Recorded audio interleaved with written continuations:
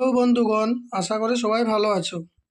আজকের ভিডিওতে তোমাদের জন্য একটি নতুন টপিক নিয়ে এসেছি। কারেন্ট অ্যাফেয়ার্সের টপিক। অবশ্যই বিভিন্ন সরকারি চাকরির পরীক্ষায় কমন আসার চান্স বেশি। তাহলে ভিডিওটি শেষ পর্যন্ত একবার দেখে নিও। আর যারা চ্যানেলটিতে নতুন তারা চ্যানেলটি সাবস্ক্রাইব করে পাশে থেকো। চলো তাহলে বেশি কথা না বাড়িয়ে তাড়াতাড়ি শুরু করা যাক। দেখো, ট্রাম কে আবিষ্কার করেন? ট্রাম কে আবিষ্কার করেন? এর উত্তর হচ্ছে ফিওডোর পিরোটস্ক। ফিওডোর পিরোটস্ক ট্রাম আবিষ্কার করেন। ট্রাম গাড়ির পাওয়ার সাপ্লাই কত? ট্রাম গাড়ির পাওয়ার সাপ্লাই কত? এর উত্তর হচ্ছে ট্রাম মূলত 550 ভোল্ট ডিসি পাওয়ার থেকে চলাচল করে। 550 ভোল্ট ডিসি পাওয়ার থেকে কিন্তু ট্রাম চলাচল করে। কলকাতা ট্রাম পরিষেবা বৈদ্যুতিকরণ কবে হয়? কলকাতা ট্রাম পরিষেবা বৈদ্যুতিকরণ হয় 1902 সালে। 1902 সালে কলকাতা ট্রাম পরিষেবা বৈদ্যুতিকরণ হয়। এশিয়া মহাদেশের প্রথম বৈদ্যুতিক ট্রাম পরিষেবা চালু হয় কোথায়? এশিয়া মহাদেশের প্রথম বৈদ্যুতিক ট্রাম পরিষেবা চালু হয় কোথায়? এর উত্তর হচ্ছে কলকাতা। কলকাতায় এশিয়া মহাদেশের প্রথম ট্রাম পরিষেবা চালু হয়। কলকাতায় প্রথম ট্রাম চালু হয়। কলকাতায় প্রথম ট্রাম চালু হয়, এর উত্তর হচ্ছে 1873 সালের 24শে ফেব্রুয়ারি। কলকাতায় প্রথম যে ট্রাম চালু হয় সেটি হচ্ছে 1873 সালের 24শে ফেব্রুয়ারি। কলকাতা ট্রামের প্রথম রুট ছিল। কলকাতা ট্রামের প্রথম রুট ছিল, এর উত্তর হচ্ছে শিয়ালদহ থেকে আর্মেনিয়া ঘাট পর্যন্ত।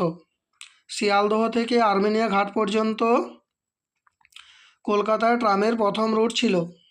শিয়ালদহ থেকে আর্মেনিয়া ঘাট পর্যন্ত ট্রামের দূরত্ব ছিল বা রুটের দূরত্ব ছিল। শিয়ালদহ থেকে আর্মেনিয়া ঘাট পর্যন্ত রুটের দূরত্ব ছিল, এর উত্তর হচ্ছে 3.9 কিলোমিটার।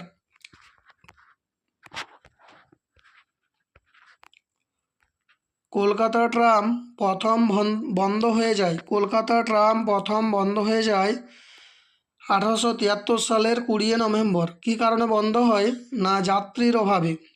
তখন ট্রামে কেউ চড়তো না, সেই কারণে ট্রাম বন্ধ করে দেওয়া হয়। তার পরবর্তীকালে আবার ট্রাম কিন্তু চালু হয়। কলকাতায় মোট কতকগুলো ট্রাম ডিপো রয়েছে? কলকাতায় মোট 7টি ট্রামের ডিপো রয়েছে। কলকাতায় আয়তনের দিক থেকে সবচেয়ে বড় ট্রাম ডিপো হলো? এর উত্তর হচ্ছে রাজাবাজার ও টালিগঞ্জ। রাজাবাজার ও টালিগঞ্জ কলকাতায় আয়তনের দিক থেকে সবচেয়ে বড় ট্রাম ডিপো। কলকাতায় আয়তনের সবচেয়ে ছোট ট্রাম ডিপো হলো? কলকাতায় আয়তনে সবচেয়ে ছোট ট্রাম ডিপো হলো? এর উত্তর হচ্ছে কালীঘাট।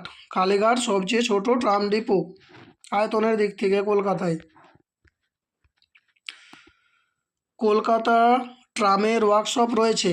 কলকাতা ট্রামের ওয়ার্কশপ রয়েছে শিয়ালদহ নোনাপুকুরে।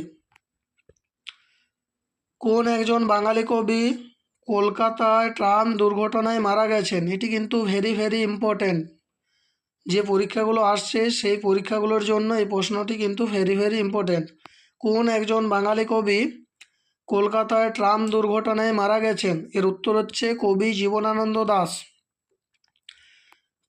কিন্তু এ নিয়ে মতবিরোধ আছে যে তিনি ট্রাম দুর্ঘটনায় মারা গেছেন নাকি আত্মহত্যা করেছেন। একটি ট্রামের সর্বাধিক যাত্রী ধারণ ক্ষমতা? একটি ট্রামের সর্বাধিক যাত্রী ধারণ ক্ষমতা 300-র কাছাকাছি। একটি ট্রামে 300 জনের কাছাকাছি লোক ধরে। কলকাতা ট্রামের বয়স কত? কলকাতা ট্রামের বয়স হলো প্রায় 150 বছর। 150 বছর, প্রায় 150 বছর। প্রথমে ট্রাম গাড়ি চালানো হতো ঘোড়ার সাহায্যে। ঘোড়ার সাহায্যে প্রথম ট্রাম গাড়ি চালানো হতো। পশ্চিমবঙ্গ সরকারের নির্দেশে ট্রাম পরিষেবা বন্ধ হয়, যেটি সম্প্রতি বন্ধ হয়ে গেল। পশ্চিমবঙ্গ সরকারের নির্দেশে ট্রাম পরিষেবা বন্ধ হয় 2024 সালের 25শে সেপ্টেম্বর। 2024 সালের 25শে সেপ্টেম্বর ট্রাম পরিষেবা বন্ধ হয়ে গেল। কলকাতায় ট্রামের কয়টি টার্মিনাল রয়েছে? কলকাতায় ট্রামের টার্মিনাল রয়েছে 9টি টার্মিনাল রয়েছে। স্বাধীনতার পরে 1951 সালে পশ্চিমবঙ্গ সরকার কাকে অগ্রাধিকার করে ট্রাম পরিষেবা পরিচালিত করতে? স্বাধীনতার পরে 1951 সালে পশ্চিমবঙ্গ সরকার কাকে অগ্রাধিকার করে ট্রাম পরিষেবা পরিচালিত করতে? এর উত্তর হচ্ছে ক্যালকাটা ট্রামওয়েজ কোম্পানিকে। ক্যালকাটা ট্রামওয়েজ কোম্পানিকে। ক্যালকাটা ট্রামওয়েজ কোম্পানির হাতে ট্রাম ছিল। ক্যালকাটা ট্রামওয়েজ কোম্পানির হাতে ট্রাম ছিল 177টি। এই ছিল আজকের কোশ্চেন। যদি ভিডিওটি ভালো লেগে থাকে অবশ্যই একটি লাইক দিও এবং চ্যানেলটি সাবস্ক্রাইব করে পাশে থেকো। ধন্যবাদ।